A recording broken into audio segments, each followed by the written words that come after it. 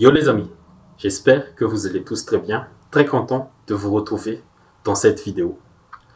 Comme vous l'avez vu, on va pas débriefer un match, on va parler d'un sujet assez intéressant dans le monde du foot actuel, l'un des ennemis des clubs européens, mais aussi le régulateur financier de ces clubs, le fameux fair play financier.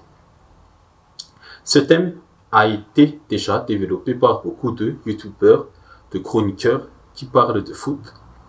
Mais vu les actualités récentes, comme Manchester City, qui risque très gros en ce moment, la Juventus, qui a déjà été sanctionnée par les retraits des points en championnat, et aussi les dépenses colossales de Chelsea sur les 2 derniers mercatos, je pense que c'est un peu le bon moment d'en parler à nouveau du pourquoi du comment et le comment du pourquoi de cette règle qui est le fair play financier. Commençons alors. Qu'est-ce que le fair play financier? C'est une règle créée en 2009 par l'ancien président de l'UEFA, Michel Platini, mais qui était adoptée le mois de mai 2010 et mise en vigueur à partir de la saison 2011-2012. L'objectif de cette règle est de ramener la santé financière de chaque club parce qu'en 2009, l'UEFA a constaté que les 665 clubs membres de l'UEFA perdent de l'argent chaque année et plus de 100 clubs ont été très endettés à cause des dépenses faramineuses. Du coup, le fair play financier a aussi pour but de contrôler les dépenses des clubs puissants, c'est-à-dire les clubs riches comme le PSG ou Manchester City. Comment l'UEFA procède avec le fair play financier? C'est que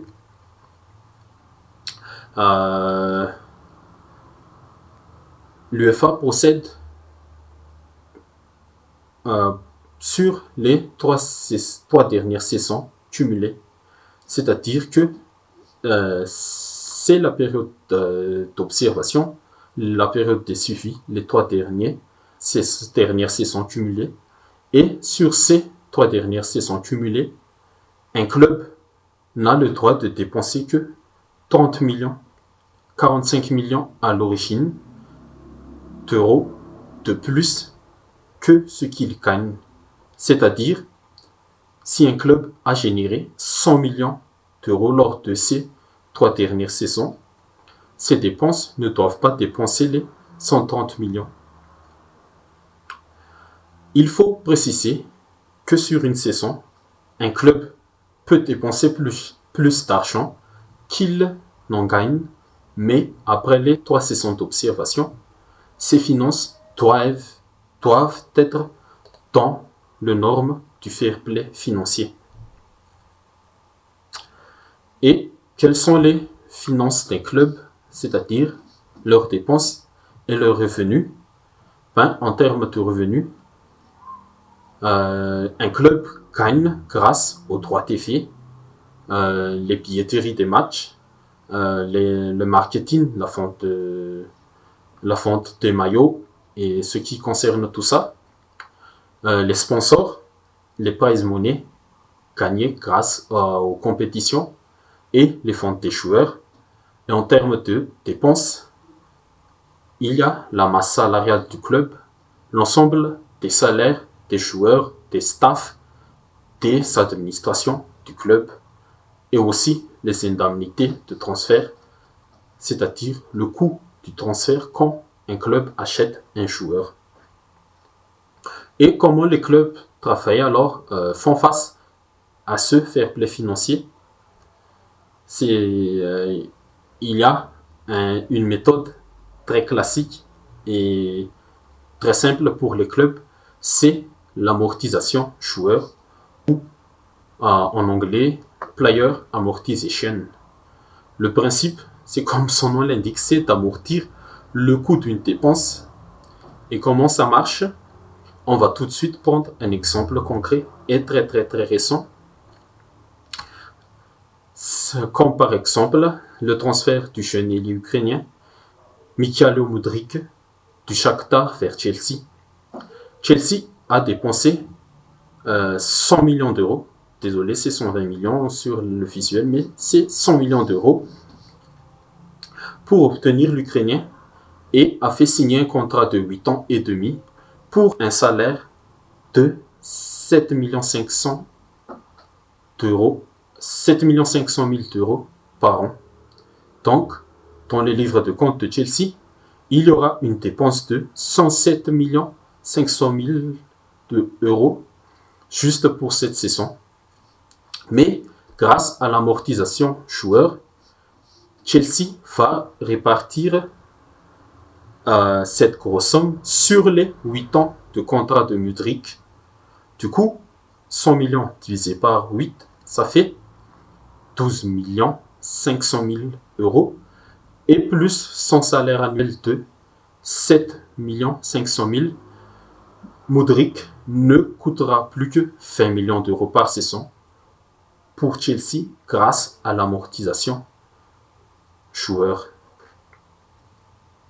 Un autre exemple, c'est le transfert de Enzo Fernandez de Benfica vers Chelsea. Encore une fois, Chelsea a vraiment claqué l'argent sur cette dernier mercato. Le coût du transfert est de 120 millions d'euros et Chelsea a fait signer un contrat de 8 ans aussi jusqu'en 2031, désolé, à Enzo Fernandez, le champion du monde argentin, et il a un salaire de 6 millions d'euros par an. Comme avec Mudryk tout à l'heure, Chelsea va répartir ses dépenses sur 8 années aussi. Donc ça donne 120 millions divisé par 8 égale 15 millions, plus 6 millions de salaire par an.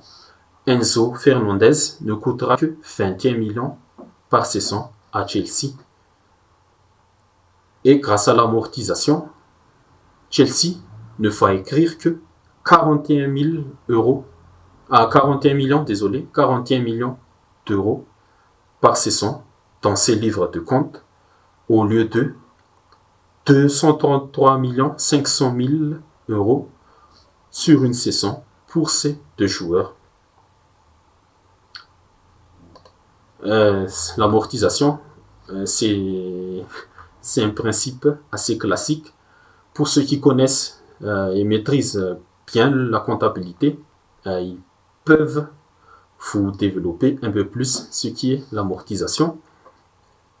On appelle amortissement dans le domaine de la finance. Et comme tout règle, si tu ne suis pas les règles, ton club sera sanctionné par rapport aux infractions qu'il a commises. Il y a des différents types de sanctions, comme vous le voyez sur le visuel, mais les plus dangereux, ce sont la disqualification pour une compétition européenne en cours, exclusion de toute compétition européenne sur une période définie. C'est ce qui est arrivé au Milan AC il y a quelques années et aussi à Manchester City il y a de cela 2 ans ou 3 ans si je me souviens bien, mais Manchester City s'en est bien sorti grâce au tribunal du sport et tu peux être aussi sanctionné par un retrait d'un titre européen ou domestique, qui est le cas de Manchester City. Encore une fois, en ce moment, Manchester City a 100 infractions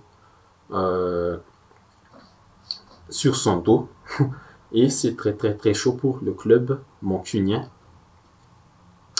Alors, mon avis final sur tout ça, c'est que le fair play financier est un bon moyen. Certes, c'est pas parfait, rien n'est parfait dans le monde du foot, mais c'est un bon moyen de limiter surtout les dépenses colossales des clubs qui ont beaucoup d'argent. C'est le cas de Manchester City, du PSG, de Chelsea. On va voir ce qui va se passer avec Chelsea, mais pour le moment, c'est les Citizens, les Sky Blues, qui est encore une fois dans la zone rouge. Ok les amis, c'est tout pour la vidéo. Si ça vous a plu, n'hésitez pas à liker, à commenter et à partager. Et surtout à vous abonner pour soutenir le travail de la chaîne et de la page. Merci à vous et à la prochaine. Merci.